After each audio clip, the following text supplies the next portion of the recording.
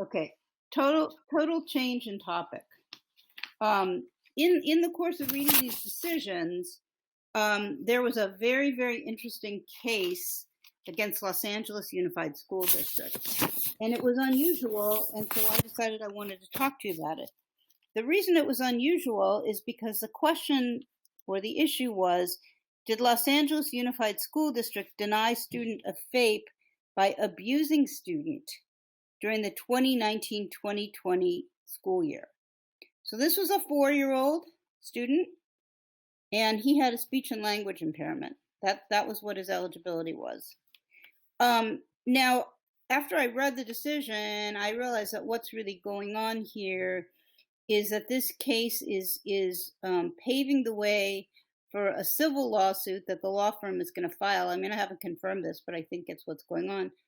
Under applicable law, if you want to file like a damages action for Section 504 or ADA claims, you have to quote exhaust administrative remedies first.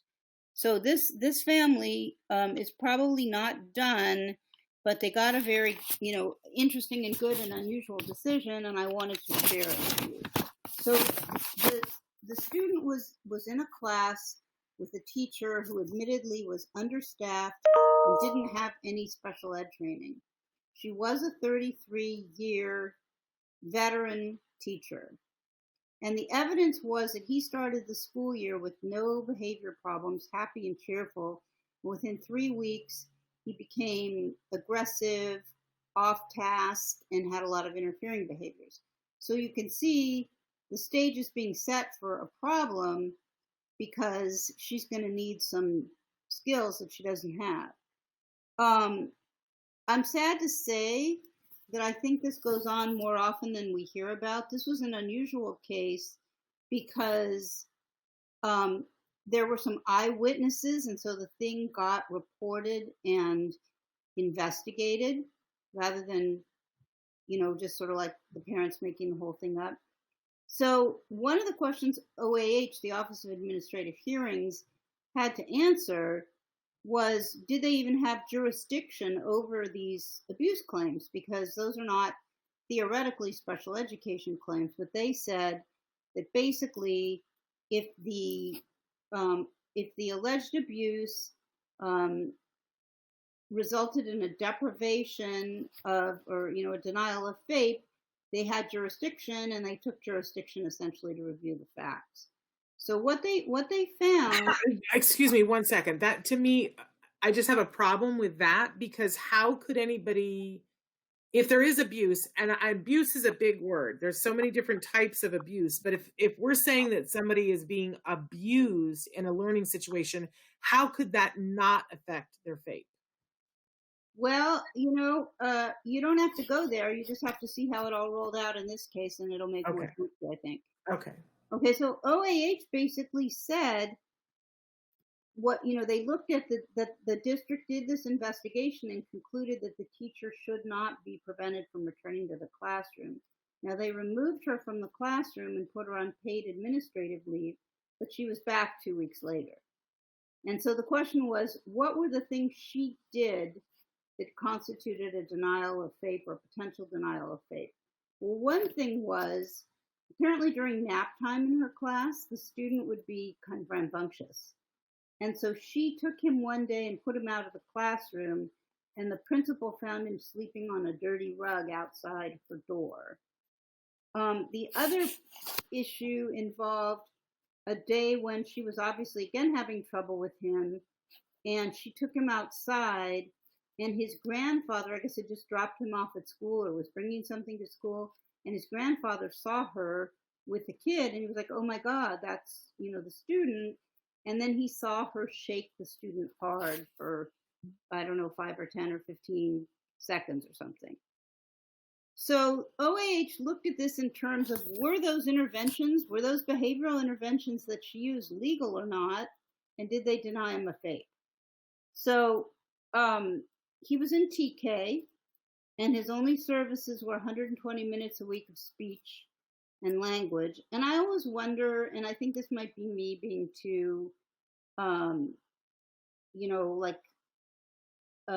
influenced by my autism experience, but I'm always suspicious when somebody just has a speech and language problem, that there's not more going on from either a language learning, specific learning disability problem, or do they have some soft signs of autism. That wasn't covered. The teacher had asked for more help at the beginning of the year. She said she was overwhelmed, and they didn't give her that help. She'd only had 3 IEP students prior to the student.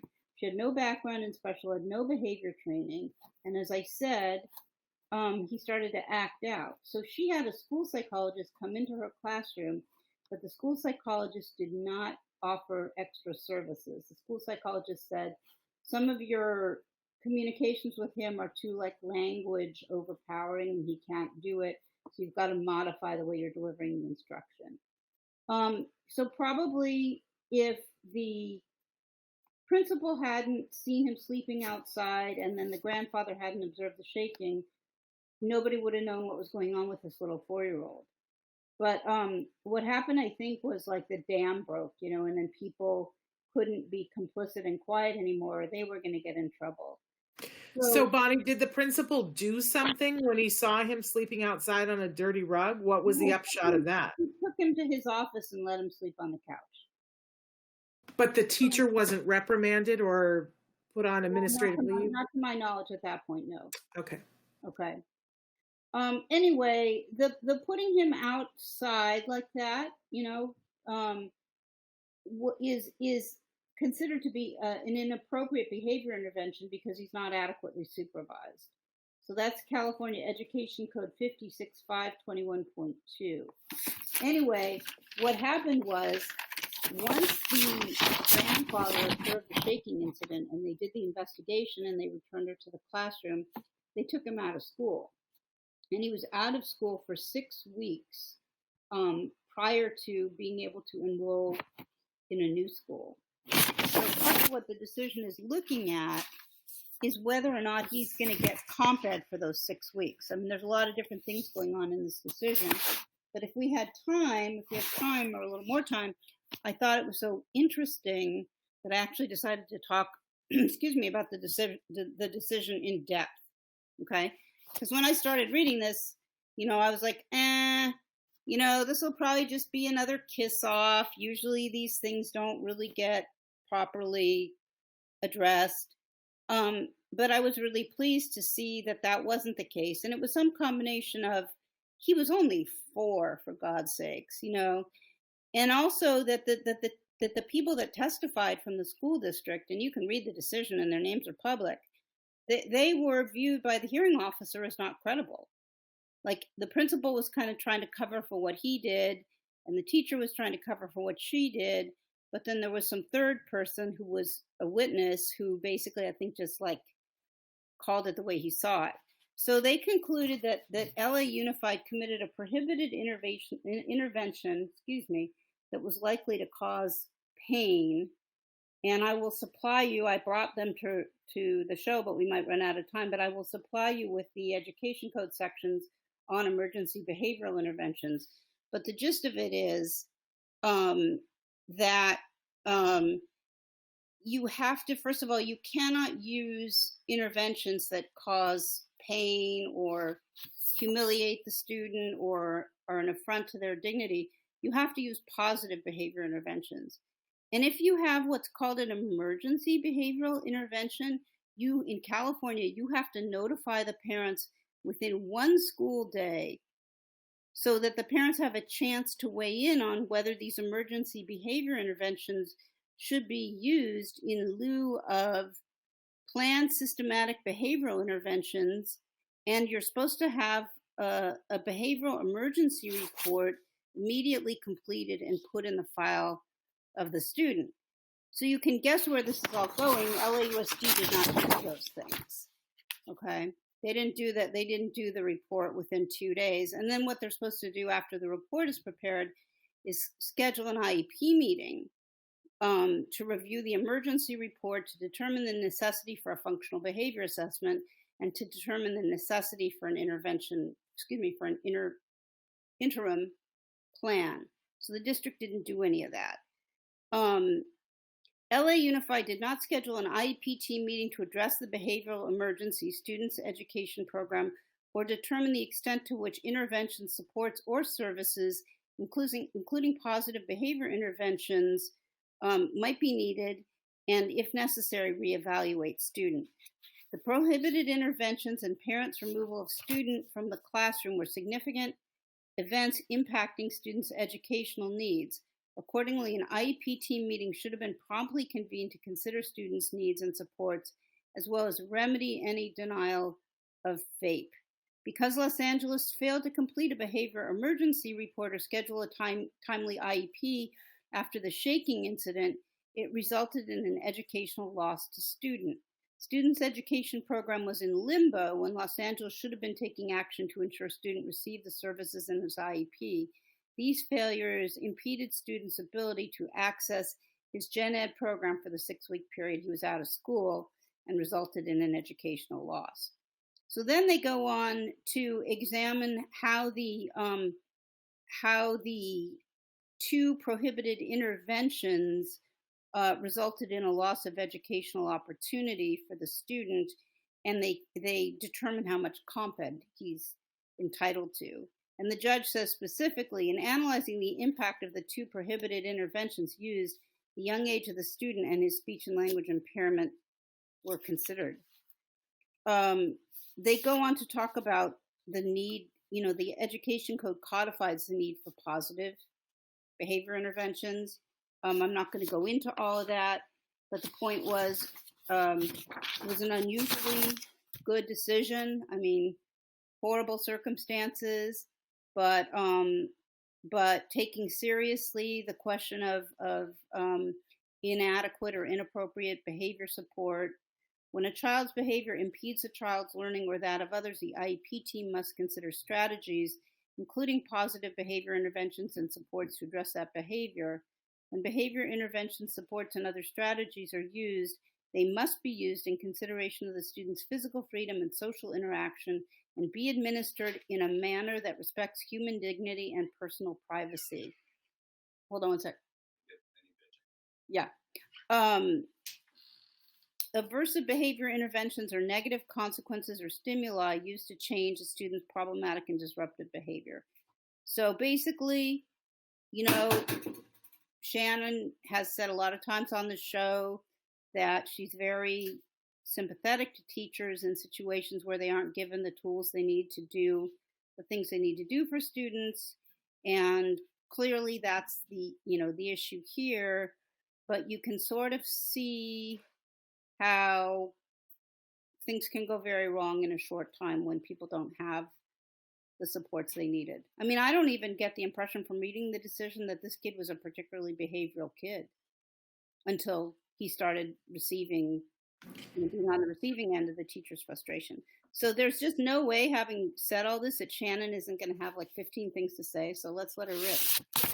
Well, as a former teacher and as a teacher who has been in a classroom and said, I'm having behavior issues, I need some help. I know what it's like when your principal and your school doesn't have anything.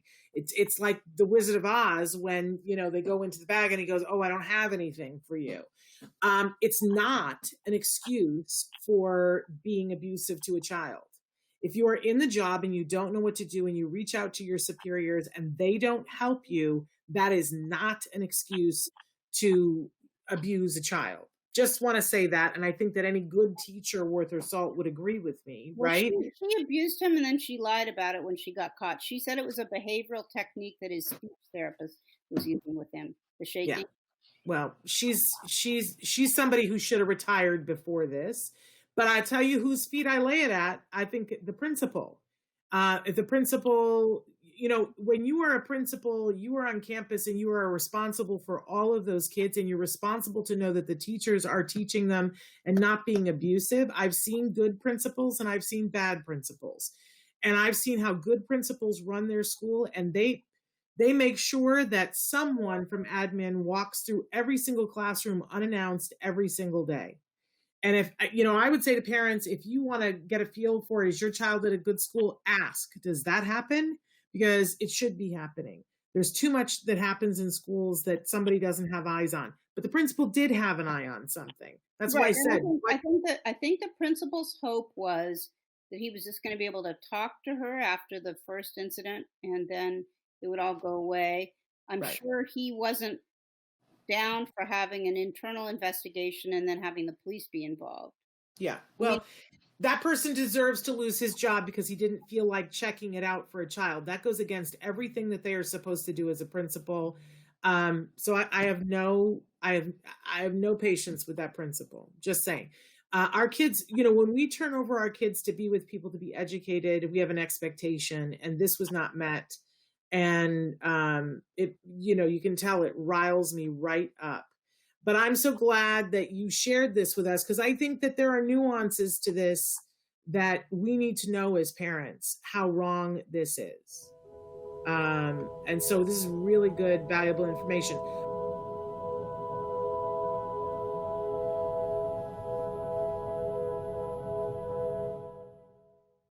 Hey, thanks for watching Autism Live. To subscribe, click here. And if you'd like to check out some more of our videos, click here.